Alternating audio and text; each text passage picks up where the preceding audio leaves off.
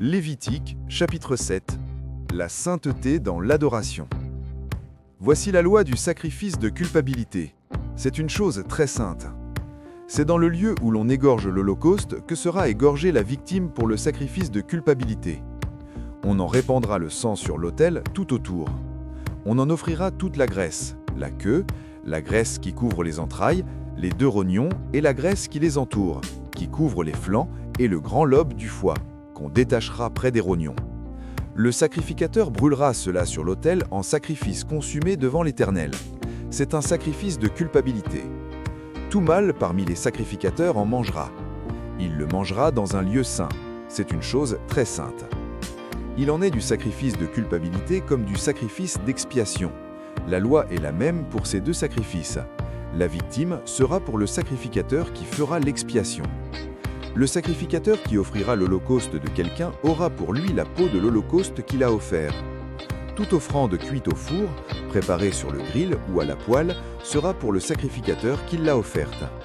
Toute offrande pétrie à l'huile et sèche sera pour tous les fils d'Aaron, pour l'un comme pour l'autre.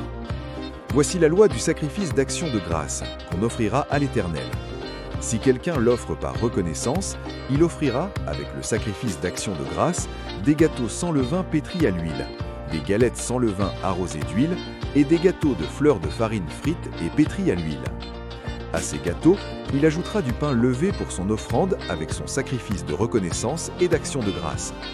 On présentera par élévation à l'Éternel une portion de chaque offrande, elle sera pour le sacrificateur qui a répandu le sang de la victime d'action de grâce. La chair du sacrifice de reconnaissance et d'action de grâce sera mangée le jour où il est offert. On n'en laissera rien jusqu'au matin. Si quelqu'un offre un sacrifice pour l'accomplissement d'un vœu ou comme offrande volontaire, la victime sera mangée le jour où il l'offrira, et ce qui en restera sera mangé le lendemain. Ce qui restera de la chair de la victime sera brûlé au feu le troisième jour. Dans le cas où l'on mangerait de la chair de son sacrifice d'action de grâce le troisième jour, le sacrifice ne sera point agréé. Il n'en sera pas tenu compte à celui qui l'a offert. Ce sera une chose infecte, et quiconque en mangera restera chargé de sa faute. La chair qui a touché quelque chose d'impur ne sera point mangée. Elle sera brûlée au feu. Tout homme pur peut manger de la chair.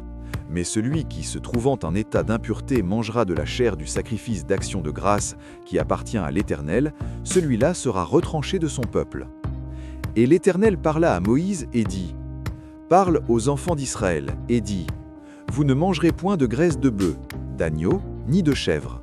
La graisse d'une bête morte ou déchirée pourra servir à un usage quelconque, mais vous ne la mangerez point. Car celui qui mangera de la graisse des animaux dont on offre à l'Éternel des sacrifices consumés par le feu, celui-là sera retranché de son peuple. Vous ne mangerez point de sang, ni d'oiseaux, ni de bétail, dans tous les lieux où vous habiterez. Celui qui mangera du sang d'une espèce quelconque, celui-là sera retranché de son peuple. L'Éternel parla à Moïse et dit : Parle aux enfants d'Israël et dis : Celui qui offrira à l'Éternel son sacrifice d'action de grâce apportera son offrande à l'Éternel, prise sur son sacrifice d'action de grâce. Il apportera de ses propres mains ce qui doit être consumé par le feu devant l'Éternel. Il apportera la graisse avec la poitrine pour l'agiter de côté et d'autre devant l'Éternel. Le sacrificateur brûlera la graisse sur l'autel, et la poitrine sera pour Aaron et pour ses fils. Dans vos sacrifices d'action de grâce, vous donnerez au sacrificateur l'épaule droite en la présentant par élévation. Celui des fils d'Aaron qui offrira le sang et la graisse du sacrifice d'action de grâce aura l'épaule droite pour sa part. Car je prends sur les sacrifices d'action de grâce offerts par les enfants d'Israël la poitrine qu'on agitera de côté et d'autre et l'épaule qu'on présentera par élévation, et je les donne au sacrificateur Aaron et à ses fils par une loi perpétuelle qu'observeront les enfants d'Israël. C'est là le droit que l'onction d'Aaron et de ses fils leur donnera sur les sacrifices consumés par le feu devant l'Éternel, depuis le jour où ils seront présentés pour être à mon service dans le sacerdoce.